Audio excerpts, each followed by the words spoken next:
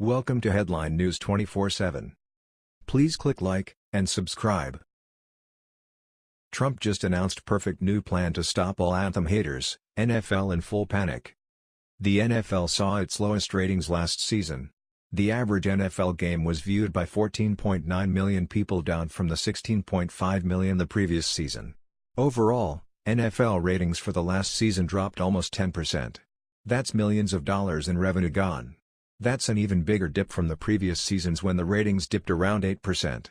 Kneeling for the national anthem isn't a way to get the ratings back up.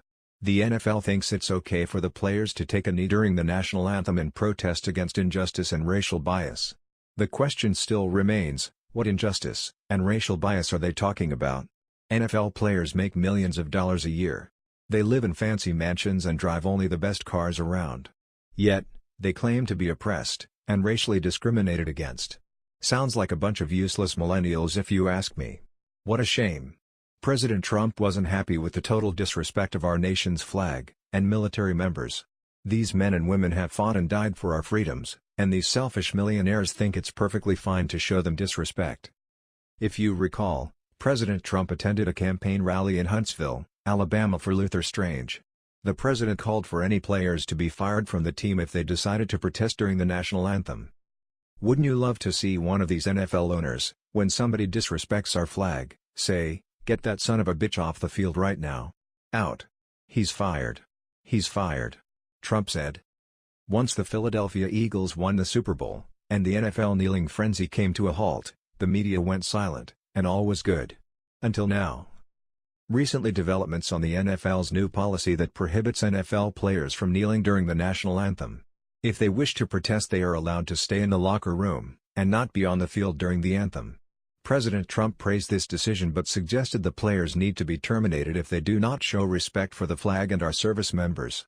Now, President Trump received some startling news about the Miami Dolphins and took to Twitter to respond. The president suggested that a first-time kneeler should be suspended for that game, and a second offense would lead to a year-long ban and no pay.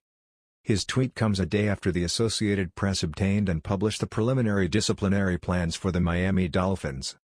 They reportedly were considering both monetary fines as well as potential suspensions.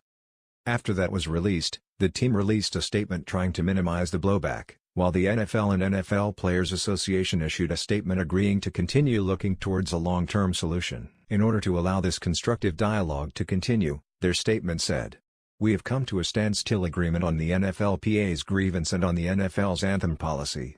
No new rules relating to the anthem will be issued or enforced for the next several weeks while these confidential discussions are ongoing." The league owners voted on a new policy in May that will force any player who remains on the sideline for the anthem to stand. However, it does give players the option to stay in the locker room. Daily Caller.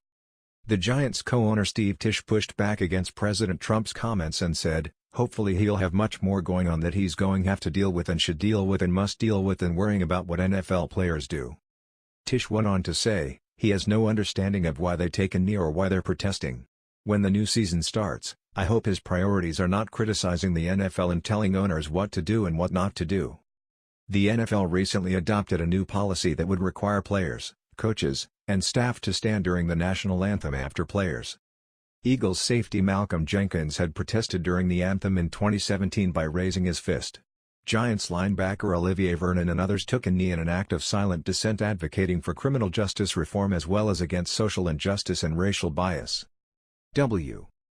But Tisch said the Giants won't suspend players who violate the policy, which is being revisited by the NFL and NFLPA behind closed doors, according to a joint statement released this week. "We support our players," Tisch said. "They are not going to be punished. There is not going to be any punitive action taking place against them." The owners agreed on a new national anthem policy in May. All team and league personnel, including players, who are on the field for the pregame will be required to stand and show respect for the flag and the anthem under terms of the policy. But it no longer is required that all players on the field for the anthem, meaning players who wish to protest, can stay inside the locker room or off the field. The protests typically are meant to bring awareness to social injustices and/or police brutality. NJ.com. That was the news. We thought you might be interested in knowing about this.